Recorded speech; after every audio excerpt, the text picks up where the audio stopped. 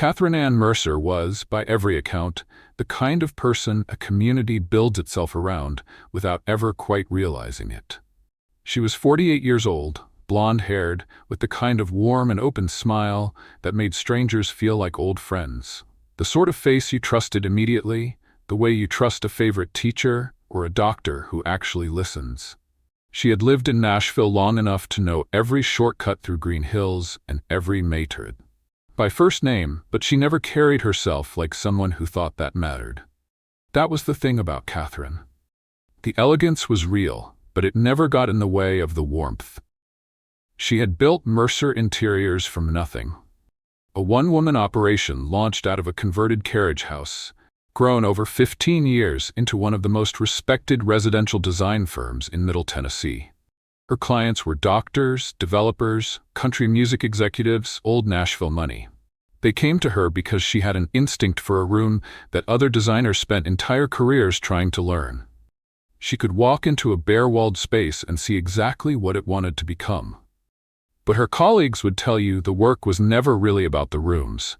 It was about the people inside them. Catherine designed for lives, not for magazines. Outside the firm, she gave her time the way some people give money, freely and without announcement. She organized fundraisers for the Children's Hospital. She mentored young women studying design at Belmont University, her alma mater. She served on the board of a domestic violence shelter in East Nashville, a detail that, in the months to come, would strike everyone who knew her with a particular and devastating irony. Her 2 children, a son and a daughter, both in their 20s, described her as the gravitational center of the family. She was the one who remembered every birthday, who showed up with soup when someone was sick, who sent voice notes instead of texts because she said she wanted people to actually hear that she meant it. Her daughter once told a friend that her mother was the only person she knew who could make you feel, in the middle of an ordinary Tuesday phone call, like you were the most important person on earth. She was funny too. Quick and dry, with a laugh that started quiet and then took over a room before she could stop it. Her friends said that laugh was the thing they missed first. On the night of March 14, 2024, Catherine wore a black lace gown and carried white flowers to a charity gala at one of Nashville's most exclusive private clubs. She looked, by every account, radiant. She looked like a woman at the height of her life. She was never seen again. Music shifts. The warmth drains out of it slowly, replaced by something lower, something unresolved. Richard Allen Mercer was the kind of man who commanded a room the moment he walked into it. 6'2", silver-haired, broad across the shoulders, with the easy confidence of someone who had never once doubted whether he belonged. He wore a tuxedo, the way other men wear a favorite jacket, naturally, without effort, as though he had been born into formal occasions. At charity galas and chamber dinners and neighborhood association meetings, he shook hands and told stories and laughed at exactly the right moments. Nashville's West Side knew Richard Mercer as a successful commercial real estate investor, a generous donor, a devoted husband. He was, by all outward appearances, the other half of a perfect life. But appearances in the Mercer household had been doing an enormous amount of work for a very long time. People who knew the couple privately told a different story, one that had been building quietly for years in the way that certain kinds of damage build. Slowly, behind closed doors, in a language that leaves no visible marks. Richard was controlling in the way that is hardest to name and easiest to dismiss. He monitored Catherine's schedule. He questioned her friendships. He had, investigators would later confirm, placed a GPS tracking device on her car, not once, but on 2 separate occasions over the course of their marriage. When Catherine discovered it the first time, she said nothing publicly. She told one person. Her closest friend, a woman she had known since college, who would later tell investigators that Catherine had been frightened in a way she had never seen before. Not hysterical, not dramatic, quiet frightened. The kind of scared that has learned to stay very still. Beneath the polished surface, Richard's finances were fracturing. Several of his commercial investments had soured badly over the preceding 3 years. Legal filings showed outstanding debts to multiple creditors, a pattern of deferred payments, and at least 2 civil suits from former business partners that had been settled quietly and quickly. Catherine's design firm, by contrast, was thriving. The financial imbalance between them had become, sources close to the family said, a source of profound and escalating tension behind the walls of the Stone estate. In the autumn of 2023, Catherine took a step she had been circling for months. She made an appointment with a family law attorney in an office building 20 minutes from her studio, far enough from her neighborhood that she was unlikely to be recognized. She went alone.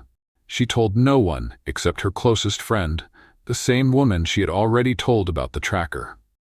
According to that friend, Catherine was not panicking. She was planning. She was methodical and clear-eyed about what she needed to do. She had a timeline. She told her friend one more thing, in the same quiet voice she used when she was most serious. She said she was afraid of what Richard would do when he found out. Music tightens. The low, unresolved note from the previous chapter holds, but now there is a pulse beneath it. March 14th, 2024 was a Thursday. The annual Hearts for Hope Charity Gala was held at the Hillcrest Club, a private members' institution tucked behind iron gates in one of Nashville's oldest and most guarded neighborhoods. The event raised money for pediatric heart surgery. The room was full of flowers and candlelight, and people in their finest clothes, and by most accounts, it was a beautiful evening. Catherine arrived on Richard's arm at 7:15. She was wearing the black lace gown. She was carrying white flowers. More than one guest would later tell investigators that she had seemed luminous that night. Present, engaged, moving through the room with the particular grace of someone who genuinely enjoyed people. Nothing, on the surface, appeared wrong. Sometime around 9 p.m., Catherine found herself in a brief, private conversation near the bar with a guest she recognized. A family law attorney whose name appeared on the letterhead of the firm she had visited 5 months earlier. The exchange lasted no more than 4 minutes. No one recorded what was said. But 2 separate witnesses would later confirm to police that Richard Mercer, from across the room, had been watching. What happened next was witnessed by at least 3 people, though none of them fully understood what they were seeing at the time. Richard crossed the room. He reached Catherine, and he took hold of her arm. Not violently, not in a way that would have caused a scene, but firmly enough that one witness later described it as the kind of grip that doesn't look like a grip until you think about it afterward. Catherine's expression, that same witness said, did not change. She excused herself from the conversation with a smile. She and Richard exchanged words too quiet to hear, and then, within 15 minutes, Catherine left the gala, alone. She drove herself home in her white SUV. The route took 22 minutes. At 10:47 p.m., her cell phone connected to a tower near the Mercer estate, and she placed a call to her daughter. The call lasted 6 minutes and 40 seconds. Her daughter would later tell investigators that her mother had sounded calm. Tired, maybe, but calm. They talked about an upcoming weekend visit, about a restaurant they had been meaning to try, about nothing and everything, the way mothers and daughters do when they are simply glad to hear each other's voice. Catherine said she loved her. Her daughter said it back. The call ended at 10:53 p.m. It was the last time anyone outside that house heard Catherine Mercer's voice. Richard arrived home sometime after 11. A neighbor walking his dog noted the headlights of a dark truck turning into the Mercer driveway. The lights went off. The garage door closed. The Stone estate went quiet behind its iron gate, the way it always did. The way a house looks from the outside when everything is fine. Music drops to near silence. What remains is low, spare, and cold. The neighbor had lived across the street from the Mercer estate for 11 years. She knew Catherine well enough to wave from the driveway, well enough to receive a handwritten Christmas card every December. She knew Richard well enough to recognize the sound of his truck. On the night of March 14th, 2024, she could not sleep. She was sitting near her bedroom window sometime between 11:30 and midnight when she heard the first sound. Voices, carrying across the quiet street with the particular clarity that cold March air allows. She did not think much of it at first, but then the voices rose, and then she looked outside. Catherine was in the driveway. She was still in the black lace gown, though something about it looked wrong, pulled, displaced, as though the evening had already turned physical before this moment. Richard was beside her, and what the neighbor saw was not two people arguing. It was one person holding and another person trying to leave. Richard had Catherine by the arm. Not violently enough to draw a crowd, but firmly enough that the neighbor would later tell investigators she felt cold the moment she understood what she was watching. Catherine pulled. She pulled with the focused, deliberate effort of someone who was not panicking but calculating, measuring the distance between herself and whatever came next if she stopped moving. And then, in a single motion, she was free. She ran along the side of the house, disappearing into the dark stretch of landscaped yard that ran along the estate's southern edge. Richard went after her without hesitation. He moved quickly. The neighbor lost sight of them both as they rounded the corner into the darkness beyond the reach of the driveway light. Then she heard it. Two screams, sharp and short, and then gone. Not fading the way sound fades when its source moves away from you, but stopped. Ended. The neighbor would later describe it to investigators in words that would be read aloud in a courtroom. She said, "It sounded like a voice being switched off." After that, nothing. No movement. No lights inside the house. The stone estate gave nothing away, sitting behind its iron gate exactly as it always did, as still and composed as a photograph. At 1:04 a.m., Richard's truck backed out of the driveway.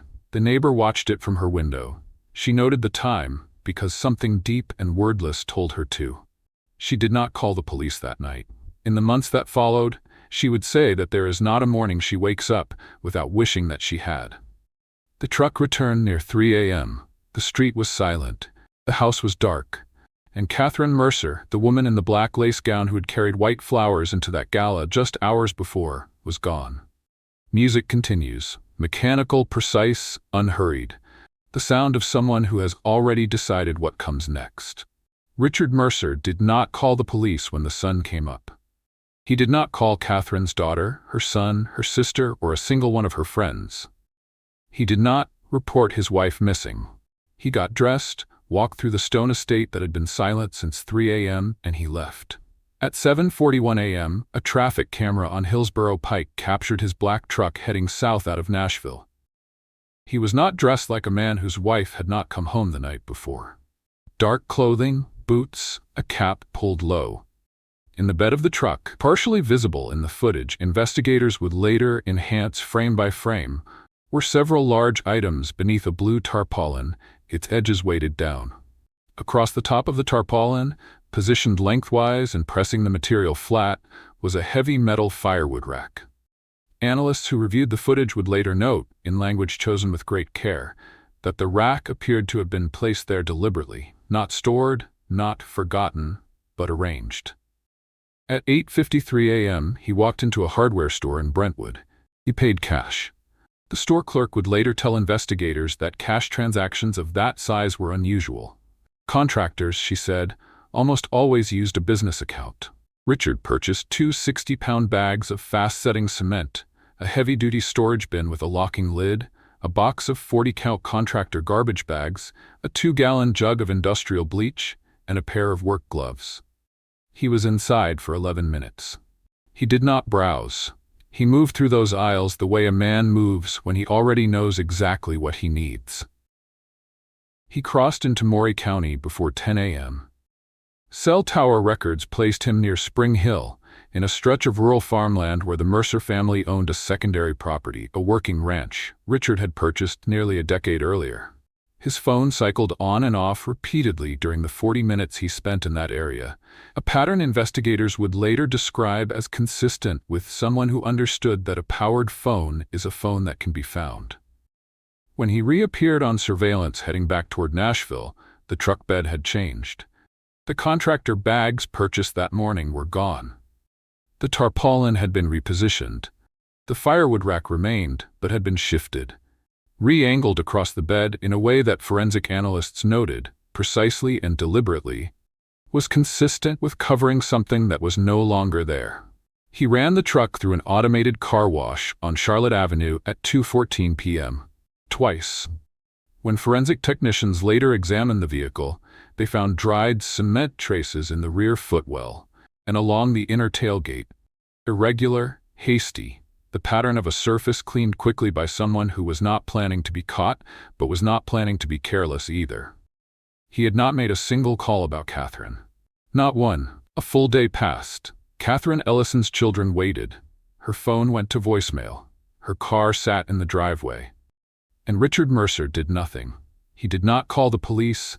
He did not call her mother. He did not call a single one of the friends who had watched them argue at the gala less than 24 hours earlier. He went about his day with the particular calm of a man who already knew the answer to every question anyone might ask him. At 9:14 the following morning, he dropped their youngest at school. Surveillance at the front entrance captured him in the car line, window down, sunglasses on, left hand resting easy on the wheel. He pulled away without a second glance. By early afternoon, Catherine's eldest daughter, Brooke, was calling from college in Nashville. She had texted her mother 6 times since the night before and heard nothing. She knew, the way daughters know, that something was wrong. When Richard finally picked up, he told her Catherine had probably needed some space, that she had seemed stressed, that she would turn up. Brooke would later tell investigators she asked him directly, "Did you two fight last night?" He paused for a beat too long before he said no. It was Catherine's closest friend, Diane Pruitt, who called the police. She had known Catherine for 19 years. She knew what needs space looked like, and this was not it. She filed the missing persons report at 4:47 p.m., 18 hours after the last confirmed sighting of Catherine alive. 14 minutes later, Richard called the non-emergency line and left a voicemail. His tone was unhurried. He said Catherine had left the gala early, complaining of a headache. He said she had taken her car. He said she had probably driven to her sister's in Murfreesboro and forgotten to charge her phone. He said he wasn't worried, but he understood why others might be. Every single detail was wrong. Cell tower data placed Catherine's phone pinging from inside their home until 11:58 p.m., nearly an hour after Richard claimed she had driven away alone. Her car had not moved. Her sister had not heard from her in 3 weeks. And Richard himself had used his own phone to search the driving distance from their neighborhood to a rural boat launch off Old Hickory Lake at 12:43 that same morning. By the time investigators pulled the records, Richard was already on the move. A plate reader on I-65 South flagged his vehicle at 6:09 the following evening. A patrol unit intercepted him at a gas station in Brentwood 17 minutes later. He was standing at the pump, card in hand, when the officers approached. He looked up slowly. He did not look surprised. He placed both hands on the roof of the car without being asked. The gesture of a man who had known from the very beginning that this moment was always coming. The Simpson house had been cleaned. That much was clear. But cleaning and erasing are two different things, and the investigators who walked through the front door of 4814 Clearwater Drive knew exactly what they were looking for. The first thing they found was the wall. At the base of the main staircase, just inside the entrance hallway, there was an indentation in the drywall, fresh, forceful, the kind of mark left not by accident, but by impact. It hadn't been there when the housekeeper had last cleaned 3 days prior. She was certain, measured against the account Richard had given, that Catherine had simply left, quietly, on her own. The indentation said something else entirely. It said there had been a struggle, and it said where it had started. From there, the evidence multiplied. Out at Richard's rural property in Dixon County, 43 acres of scrubland and fence line he'd owned for 11 years, Texas Rangers found a burn site behind the main outbuilding. The fire had been recent. In the ash and char, they recovered the melted remains of 2 laptops and 3 mobile phones. Forensic technicians would later confirm all 5 devices had belonged to Richard. All 5 had been destroyed within the same 12-hour window that followed Catherine's disappearance. A man with nothing to hide does not drive 40 miles in the dark to set his electronics on fire. The business partner, a developer named Scott Haynes who had worked with Richard across a series of property ventures, was searched next. Behind a false panel in the utility room of his Brentwood home, investigators found a legally prohibited short-barrel firearm registered to Richard. Haynes had retrieved it from Richard's gun safe on the morning after Catherine vanished. He claimed Richard had asked him to hold it for safekeeping. He was arrested before he finished the sentence. But it was the barn that broke the case open. Stacked against the rear wall of the outbuilding on the Dickson County property, beneath 3 rows of 50-pound feed bags, investigators found a canvas tool roll, tightly bound with electrical tape. Inside it was a reciprocating saw, the kind used in demolition work, capable of cutting through timber, pipe, and bone. Richard had purchased it 18 months earlier.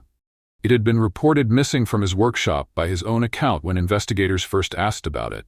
It was not missing. It had been hidden. The saw was sent to the Tennessee Bureau of Investigation's forensic lab. The results came back 11 days later. On the blade housing, in the joint between the guard plate and the lower body, in a place difficult to clean and easy to overlook, there was biological material. The DNA matched Catherine Ellison Mercer with a statistical certainty the lab described as 1 in 54 billion. She had been there. The saw had touched her. And Richard had wrapped it in canvas and buried it under the weight of everything he hoped no one would ever move. Richard's defense attorney, a Nashville litigator named Paul Whitfield, who had spent 30 years keeping difficult men out of prison, filed the motion 6 weeks after the arrest. It was precise, confident, and built on a foundation that the law had always struggled to answer cleanly. There was no body. There was no confirmed cause of death. There was no medical examiner's report, no established mechanism of injury, no forensic certainty about what had actually happened to Catherine Ellison Mercer on the night of March 14th. Without those things, Whitfield argued, there was no murder case, only a collection of circumstantial fragments that the prosecution had assembled into a story and mistaken for proof. He was not entirely wrong about the fragments. He was entirely wrong about what they added up to. The prosecution's lead attorney, Assistant District Attorney Renee Calloway, stood before Judge Harold Birch in the Davidson County Criminal Court and made the argument with the quiet authority of someone who had prepared for exactly this moment. She did not raise her voice. She did not need to. The law, she told the court, has never required a body as a precondition for justice. What it requires is intent and causation, and evidence sufficient to establish both beyond a reasonable doubt. The state had the DNA, the state had the surveillance, the state had the burned devices, the hidden weapon, the indentation in the wall, the deleted search history, and a therapist's recorded session in which Catherine had named her husband by name and described what she feared he was capable of. The state had a man who had waited 48 hours to report his wife missing and spent those hours driving rural roads in the dark. The law, Calloway told Judge Birch, does not grant immunity to those who are thorough. It does not reward the careful disposal of evidence with the dismissal of charges. If it did, it would be offering a blueprint. Judge Birch took 4 days to consider the motion. When he returned his ruling, it was unambiguous. The motion to dismiss was denied. The evidence as presented was sufficient to sustain the charge of first-degree murder. The case would proceed to trial. Whitfield told the press on the courthouse steps that the fight was far from over. He was right about that, at least. Richard heard the ruling in the Dickson County Jail, where he had been held since his arrest in the Brentwood gas station. He was housed in administrative segregation. 23 hours a day in a single cell, 1 hour of supervised movement, no general population contact. Jail staff noted he was quiet and largely cooperative. He made few phone calls. He rarely asked questions. Those who observed him in those weeks described the same quality that witnesses at the gala had noticed, that the patrol officers at the gas station had noticed, that everyone who had ever watched Richard Mercer move through a crisis had noticed. He did not look like a man who was afraid of what came next. Suzanne Collins Simpson has not been found. The searches continue. Across Fairfield County, Litchfield County, and the dense woodland corridors of New Haven County that investigators have walked and re-walked since the autumn she disappeared. Ground teams, aerial units, Sonar sweeps of the reservoir off Route 44 that Garrett had driven past 3 times in the 48 hours after the gala, according to his own location data. Every coordinate flagged by the forensic trail has been checked. Every tip called in to the Cedar Ridge Police Department has been followed to its end. She has not been found. Her family gets up every morning and carries that fact like a stone. Megan Simpson was 22 years old when she opened her phone and typed the words that the rest of the country would spend the next week repeating back to each other. My mother told someone. She was not silent. The system was. It was a single sentence before a longer statement, but it was the sentence that landed. It spread because it was precise. It named the failure without softening it, without redirecting blame toward the man already in custody, without letting anyone off the hook who deserved to be on it. Suzanne had sat across from her therapist, Dr. Patricia Wells, and said out loud what she feared. She had named Garrett. She had done the thing that every campaign and hotline and awareness ribbon asks women in danger to do. She had spoken, and the machinery that was supposed to respond had moved too slowly, and now her youngest child was being raised by her sister, and her body was somewhere in the Connecticut countryside, and her daughter was addressing the nation from a grief she should never have been handed. Megan has since testified before a state legislative committee advocating for mandatory escalation protocols for therapists who receive credible domestic violence disclosures. She wants a system that does not depend on a woman's willingness to file a police report, a willingness that abusers spend years methodically destroying. She wants the burden shifted. She is 22 years old, and she is carrying it herself in the meantime. Cedar Ridge has had to look at itself. The See Something, Say Something suburb, the neighborhood of block parties and school fundraisers and front porch conversations, the community where everyone knew the Simpsons and thought they knew what the Simpsons were, it has had to sit with the distance between what it believed and what was happening behind that front door. The weight of that reckoning does not lift easily. Garrett Allen Simpson remains in custody awaiting trial. Suzanne's photograph, the one from the gala, the one where she is mid-laugh and doesn't yet know how little time is left, is still being shared, still being seen. She was here, she spoke, she deserved to be heard, while it could still matter. If this story moved you, please like this video and subscribe to the channel. It helps us keep telling the stories of people like Suzanne, the ones who deserve to be remembered and found and brought home.